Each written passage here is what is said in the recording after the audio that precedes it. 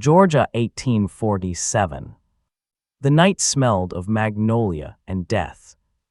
Patience Good stood at the edge of the tobacco field, her bare feet sinking into earth still warm from the day's scorching sun. She was 16, with eyes that had already seen too much and hands calloused from picking until they bled, but tonight those hands trembled.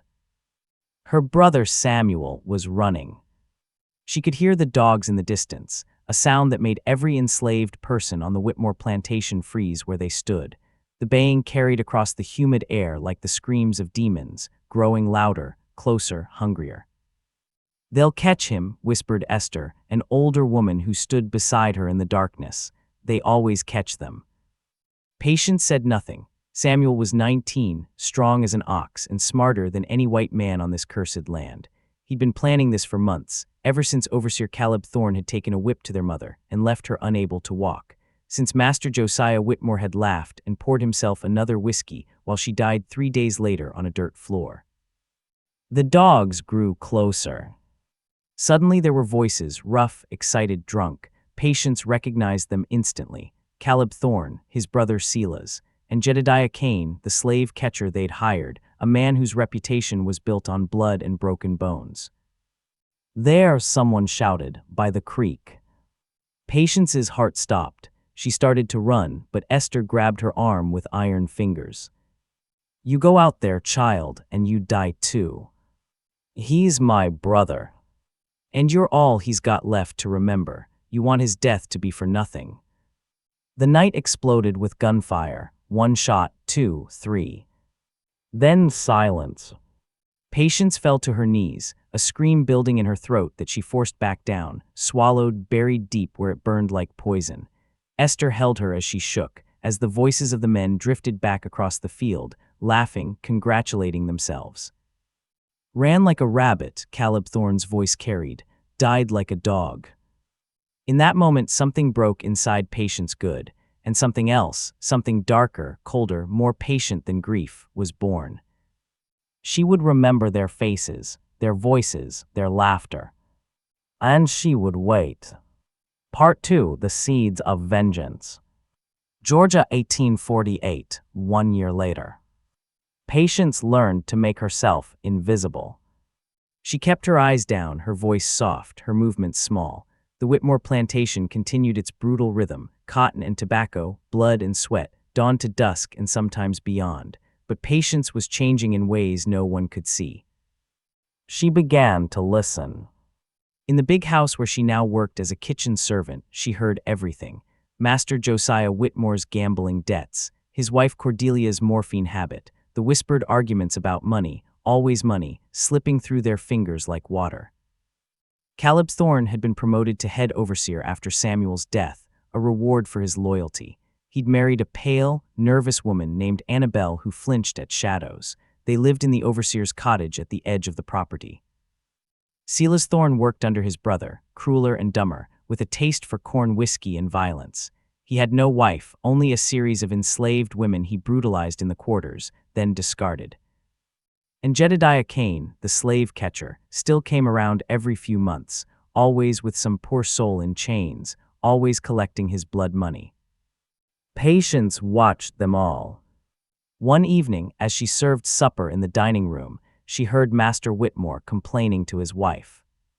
"Thorne's gotten too comfortable, thinks he runs this place. I've seen him skimming from the accounts." Cordelia's opium-glazed eyes barely flickered, then dismiss him. "Can't, he knows too much about my arrangements, the cotton I've been selling on the side, the tax records I've adjusted." Patience's hands didn't shake as she poured the wine, but her mind was racing. Information, she realized, was a weapon sharper than any knife. That night she started a small leather journal, stolen from Master Whitmore's study. In it, by candlelight, she began to record everything, every debt, every secret, every sin. She wrote in the margins of her grief-filling pages with ammunition she didn't yet know how to fire. In the quarters, the others began to notice the change in her. The girl who had wept over her brother's grave had become something else, quiet, watchful, with eyes that seemed to look through people rather than at them. "You got the look," Esther told her one night, the look of someone who's made a deal with darkness. "I haven't made any deal," Patience said softly. "Not yet, but you will." And Esther was right. Because Patience Good was learning that revenge wasn't a dish served cold, it was a feast prepared slowly, carefully, over years, until every ingredient was poison. Part 3: The First Crack. Georgia, 1851, 4 years later. The night Silas Thorne stumbled into the overseer's cottage with his leg half crushed, Patience was ready. It had been almost too easy, a loose board in the old barn, carefully weakened over weeks, a strategic placement of tools in the darkness. Silas, drunk as usual, stumbling in to assault young Ruth, barely 14, the board giving way, the heavy beam falling. His screams had woken half the plantation. Now he lay fevered and delirious while his brother Caleb paced outside, and Patience, known now as the best herb woman on the plantation, ground roots and mixed tinctures that were supposed to help. Some of them did help, some of them did other things. "Will he live?" Caleb demanded as Patience emerged from the cottage, her face carefully arranged in concern. "The fever's bad, infections set in deep. I'll do what I can, sir." She kept him alive for 3 weeks, riding the edge between healing and harm, long enough for the rot to spread, long enough for Silas to lose the leg below the knee, a sewing operation performed by a drunk doctor, while Silas screamed and Patience watched from the doorway, her face blank as stone. The man who emerged from that room was not the same man who'd gone in. Silas Thorne became a shadow, opium-addled, haunted, unable to work. Caleb sent him to live with distant relatives in Savannah, a crippled burden on a family that didn't want him. 1 down, 2 to go. But Patience felt nothing, no satisfaction, no joy, just a cold, methodical checking of a box in her mind. That same year, something else happened. Master Whitmore's fortunes took a turn, a series of bad investments, failed crops, and mysterious fires in his tobacco barn. He began selling off enslaved people to cover his debts, families torn apart, children sold away from mothers. Patience made herself indispensable. She was the one Cordelia called for when the headaches came, the one Master Whitmore trusted to serve his private meetings, the one who moved through the house like a ghost, seen but never noticed. And at night she continued to write in her journal, page after page of evidence, testimony, secrets. She'd learned to read and write in secret, taught by Samuel before his death, then continued on her own, stealing books, practicing by candlelight. She was building something, a case, a trap. "You're playing a dangerous game," Esther warned her. The old woman was dying slowly, her lungs failing. "If they catch you." "They won't. And if they do." Patience looked at her with those cold, ancient eyes. "Then I'll die knowing I tried." Esther studied her for a long moment. "You ain't the girl who cried in the field anymore." "No," Patience agreed. "That girl died the same night Samuel did." Outside, thunder rolled across the Georgia sky. Inside, Patience Good sharpened her invisible knives and waited. Time was her ally, patience was her name and her nature. And vengeance, she had learned, was a dish that took years to prepare. Part 4: The House of Cards.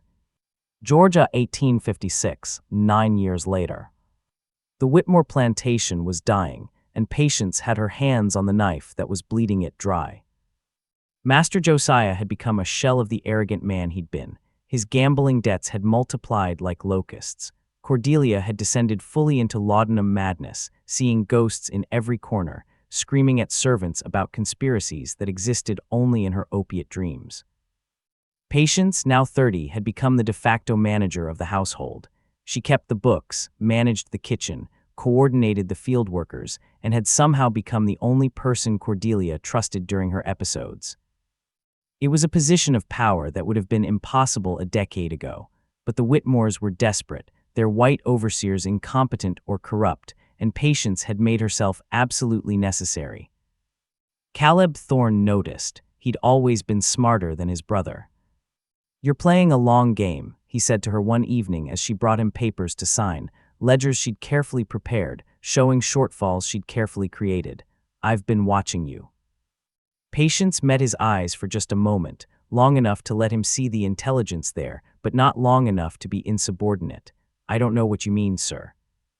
Don't you? He leaned back in his chair, studying her. You were that girl, the one whose brother I killed in the creek, Samuel Good. The name hung in the air between them like smoke. Yes, sir. And you've never tried to run, never caused trouble, just worked your way up, quiet as a mouse. He smiled, but there was no humor in it. That's what makes me nervous. Quiet mice are usually planning something. I'm just trying to survive, sir, same as anyone. Survival, he tasted the word. Is that what you call it? He was too close to the truth. Patience could feel the danger crackling between them like electricity before a storm. She needed to redirect, to deflect. Mr. Thorne, sir, I need to tell you something about the master's accounts. And she did. She showed him evidence, real evidence this time, of Master Whitmore's embezzlement, his falsified records, his schemes. She gave Caleb exactly what he needed to destroy Josiah Whitmore, wrapped in the fiction that she was being loyal to the overseer. Caleb's eyes gleamed as he reviewed the documents. Why are you showing me this? Because you've always been fair to me, sir, since that night. The lie came easily, and because I think you should know what kind of man you're working for. It was a gamble, a dangerous one, but Patience had learned that the best way to destroy powerful men was to make them destroy each other. That night, Caleb Thorne took the evidence to a lawyer in town, a man named Thaddeus Crane, who had his own grudges against Josiah Whitmore. Within a month, the legal machinery began to turn. Investigations, questions, federal authorities interested in tax fraud. And Patience watched it all unfold like a chess game she'd been playing for nearly a decade. But in the darkness of her small room, she opened her journal and crossed another name off her list. Not dead, but destroyed. Master Josiah Whitmore would lose everything, his plantation, his fortune, his freedom. 2 names remained. Caleb Thorne, Jedediah Kane. The former was too smart, too careful. The latter was a ghost who appeared and disappeared like smoke. But Patience had waited 9 years. She could wait 9 more. Or so she thought. Because fate, she was about to learn, had its own timeline. And sometimes vengeance comes faster than you plan, and far more bloody. Part 5, The Burning Bridge. Georgia, 1858, 11 years later. The notice came on a Tuesday. The Whitmore plantation was being sold at auction to pay debts and legal settlements.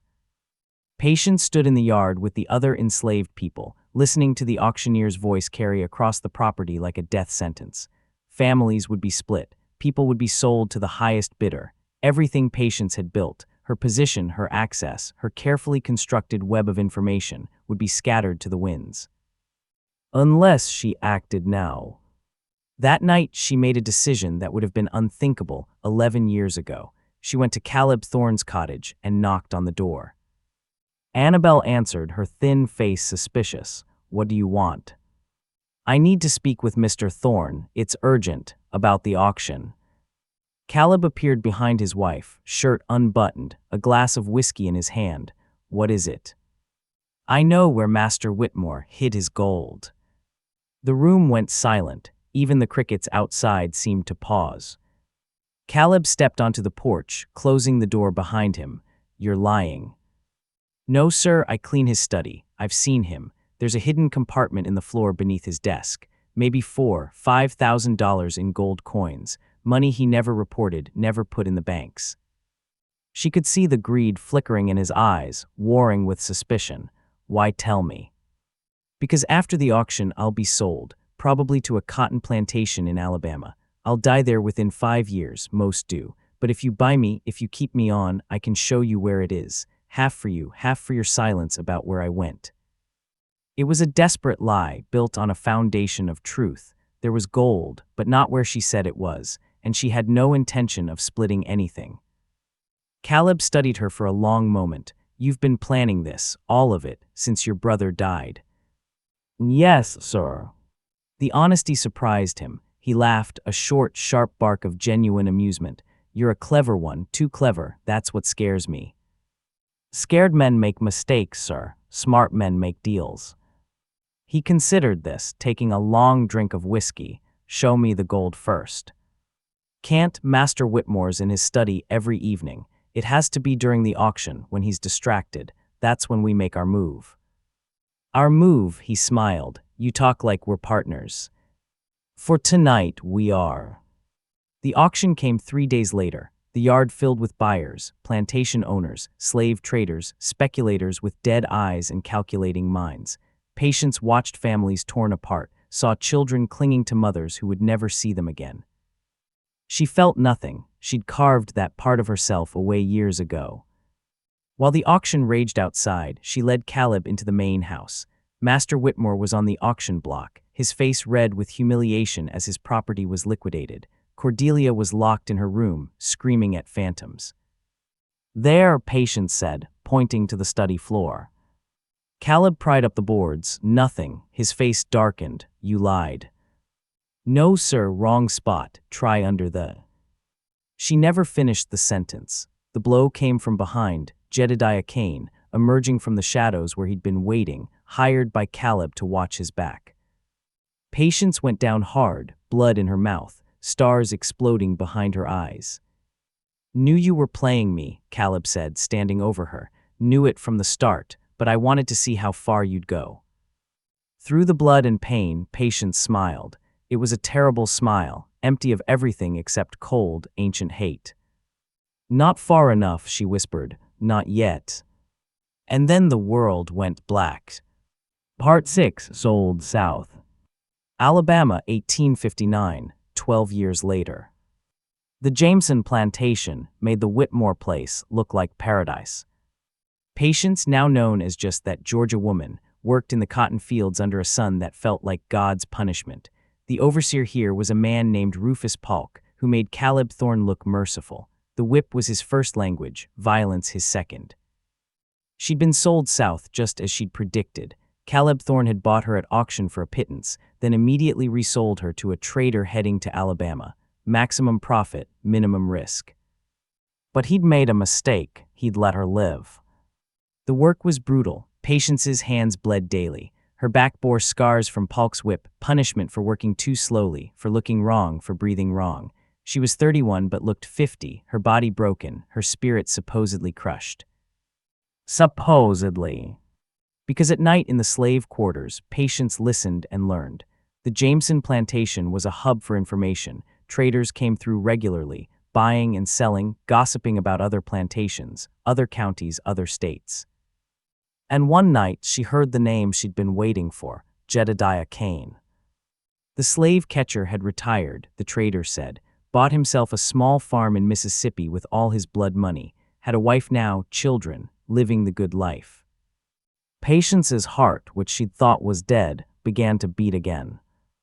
2 weeks later, another piece of news. Caleb Thorne had been appointed sheriff in a town called Blackwater, Georgia. He'd used the connections from the Whitmore scandal to build a new life, a respectable life. His wife Annabelle had given him 3 children. The irony was almost beautiful. The men who'd killed Samuel had prospered, had families, had futures. While Patience rotted in an Alabama cotton field. That night she made her decision. She would run, not north, not to freedom. That dream had died with Samuel. She would run toward vengeance. She would find Caleb Thorne, she would find Jedediah Kane, and she would take from them what they'd taken from her. Everything. The escape was easier than it should have been.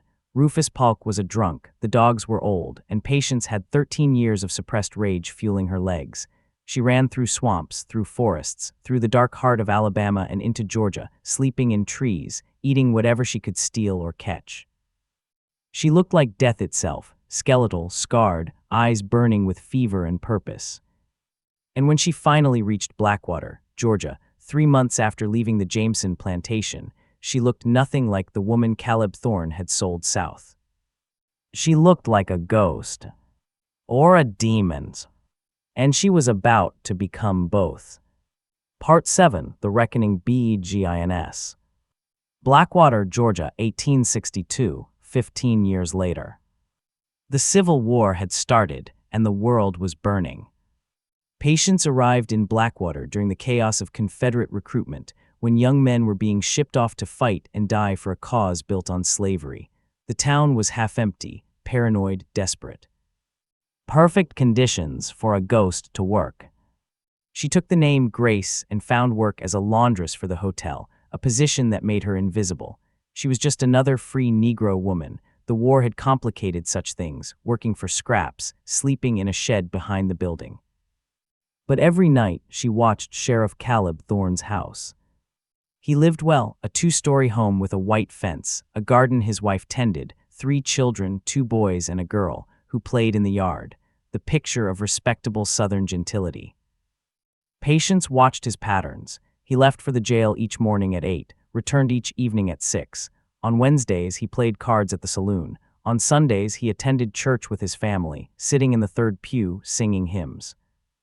She learned his life the way a hunter learns the habits of prey. And then she learned his secret. Because Caleb Thorne, respectable sheriff, had a weakness. A woman named Delilah who worked at the boarding house, who he visited every Thursday night while his wife thought he was working late. Information, always information. Patience's plan began to take shape.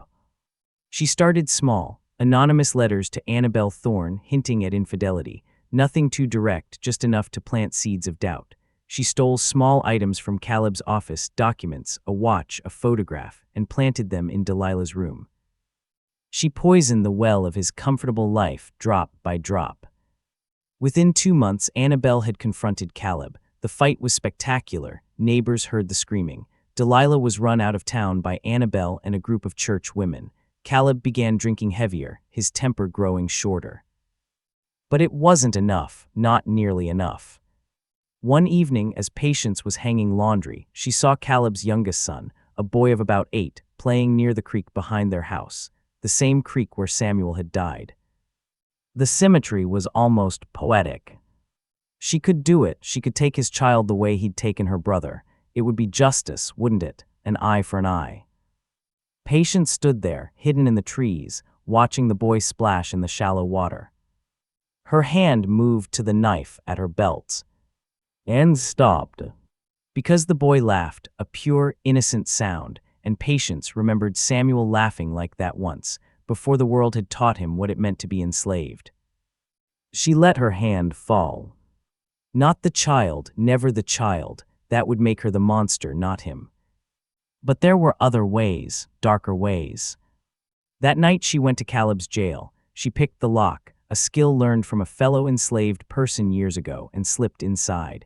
In his office, she found what she was looking for, records of slaves he'd returned to their owners, bounties he'd collected, people he'd hunted. And there in his private ledger was the entry from 1847, Samuel Good, runaway, killed resisting capture, $50 bounty collected. $50, her brother's life had been worth $50. Patience's hands didn't shake as she photographed the page with a stolen camera, new technology that few in Blackwater understood. She took other documents too, evidence of bribes, of beatings, of slaves illegally sold and money skimmed. She was building a case again, not for the law. Southern law would never punish Caleb Thorne for killing a runaway slave, but for something else. Public opinion, scandal, destruction of reputation. And then through that same network of traveling traders and gossip, she heard Jedediah Kane was dead.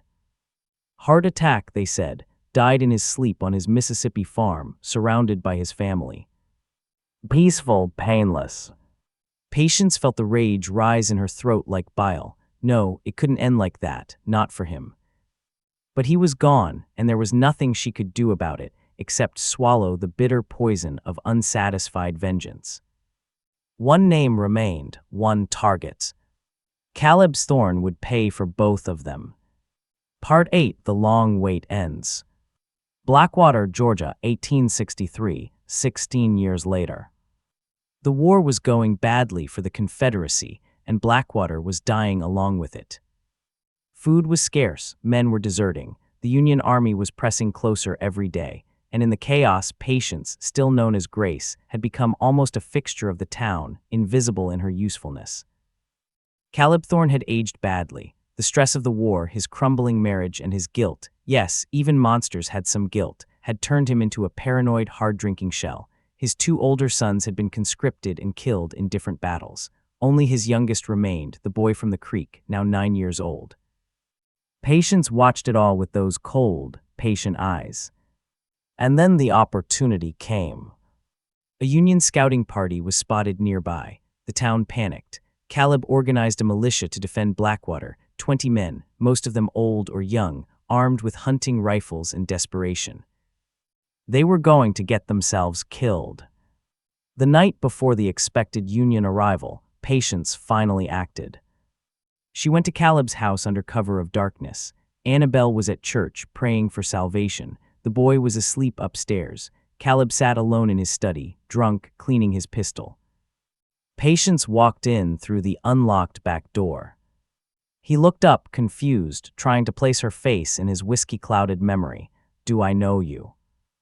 "Patience Good." The name hit him like a physical blow. Recognition dawned slowly, then horror. You were sold south, you should be dead." I am." She stepped into the lamplight, and he finally saw her clearly. The skeletal frame, the scarred face, the eyes that held nothing human anymore. "I'm a ghost, Mr. Thorne, your ghost."